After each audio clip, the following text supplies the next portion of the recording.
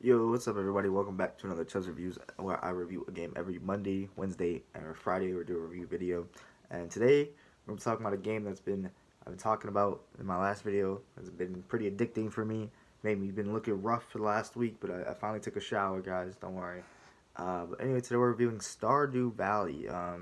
It's funny, someone kind of guessed it in the last comment section. Captain Eat, shout out to him on YouTube. Um, Made fun of Farming Simulator when I called it a wholesome game I'll be reviewing. And this game is kind of a farming simulator. So if those games turn you off already, this game is not 100% for you. But I would argue that this game is much more than just a farming simulator. It is a ton of fun. Stardew Valley, if you don't know, it's kind of like a bird's eye view, 16-bit looking game. Um, you can probably tell by the thumbnail kind of what the game looks like, maybe. I don't know. I should get gameplay sometime in my videos, but meh. You guys subscribe for me, right? My personality. But Stardew Valley is basically a game where in the beginning you're working at. Oh, God, something itches. Anyway, the Stardew Valley is where you're working at like a company. I almost said a machine, but it's like a company in the beginning. You get a call up from your grandpa, and he's giving you his farm. He's passing it down to you. When you get to the farm, it's all, got trees and rocks and branches everywhere, and you just have a house, and that's it, a basic little house. And then you go from that to, and then he gives you some parsnips, seeds to start off, and all of a sudden you're planting seeds and clearing out all the trash and all the trees and all the rocks to make a farm. And then then you're making money by putting it in this box, and then you realize you can go fishing. Like, fishing is a whole part of this game, and it's a whole fun part of this game, I think. Tons of different fish. The game is set. It has a daily schedule. There's 28 days in a season. There's 4 seasons, obviously. And each day goes. You wake up at 6 a.m. You have to go to sleep before 2 a.m. Preferably 12 a.m. to get more energy the next day. The game has an energy thing. Chopping down trees, fishing, farming. Pretty much everything takes energy. Not running though. And you can eat food like the stuff that you grow, or just food in general that you find to get your energy back up. And this game is just like tons of farming aspects. Obviously, you got the just growing crops. You can build gates. You can have farm animals. So many different farm animals. And this game is co-op too. I did play this game co-op. Shout out to Parker Brown, someone I've mentioned a few times in my videos. We played this together along with a little bit of Marilee. She was there a little bit. Shout out to her, I guess. But eventually, it just came down to me and Parker no lifing this game, and we're still playing it. But after about 30 hours, 35 hours into my third world here, I thought I'd give you guys finally a little bit of a review. And yeah, there's just so much you can do and then when you have animals, you can like pet them and you gotta feed them every day. But there's stuff to make things easier. Um, all the fruit you can grow, you can make preserves jars. You can, you craft like in Minecraft in a sense, somewhat. You make furnaces, chests, uh, all types of stuff. You make these preserve jars that you can put fruit in. It makes like jams and jellies. You make kegs. Uh, Endless stuff you can craft. There's a mine in the game that's kind of like a Minecraft feature. This game is kind of like Minecraft, and The Sims had a baby. Harvest Moon. This game is a lot like Harvest Moon. I don't know if anyone my age has played Harvest Moon, but it's pretty much an up-to-date Harvest Moon game. And the music in this game, every season has different music. Every season has different fish. Every season has different fruits and vegetables, shit you can grow. Uh, and then you learn about a community center.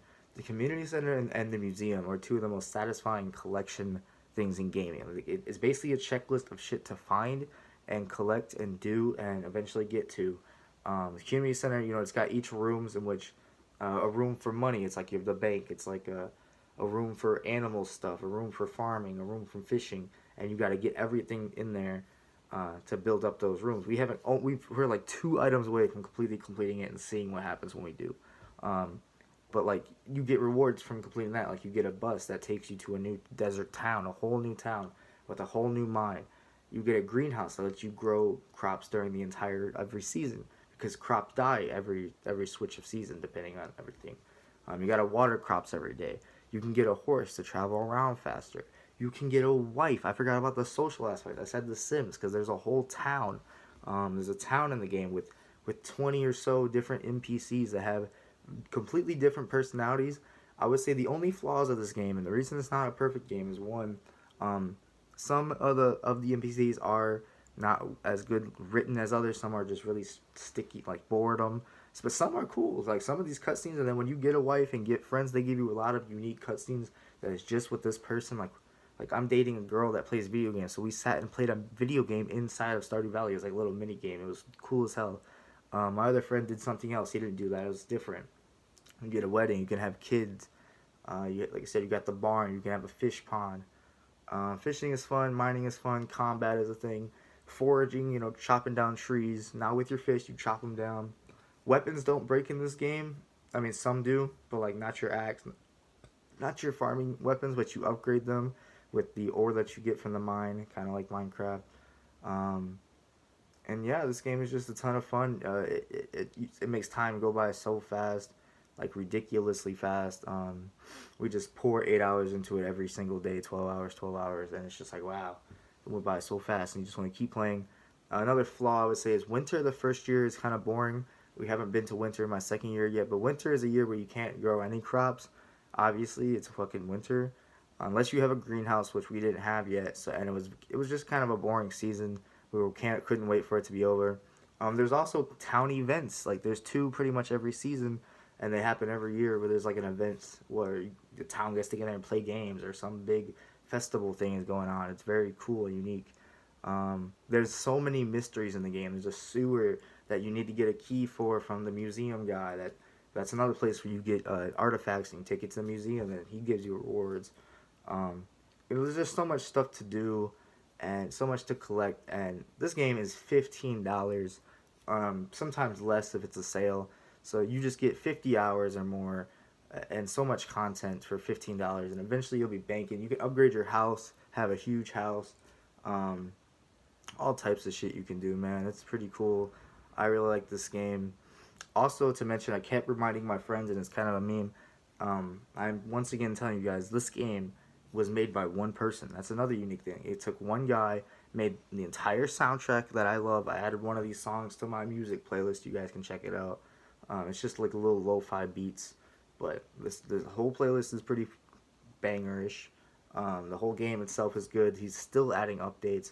Co-op used to not be a thing, and now it is.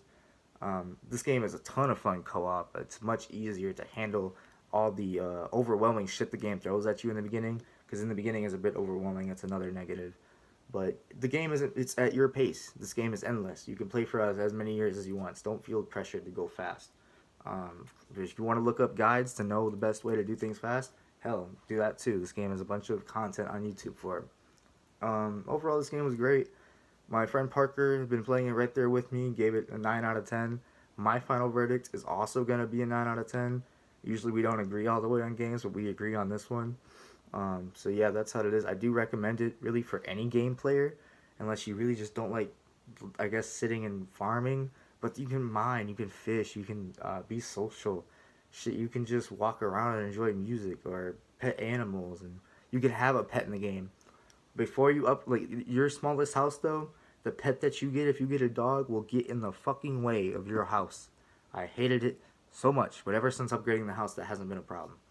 The game crashes a little bit too sometimes on PlayStation 4. That could just be my shitty PS4, but it also crashed for my friend once.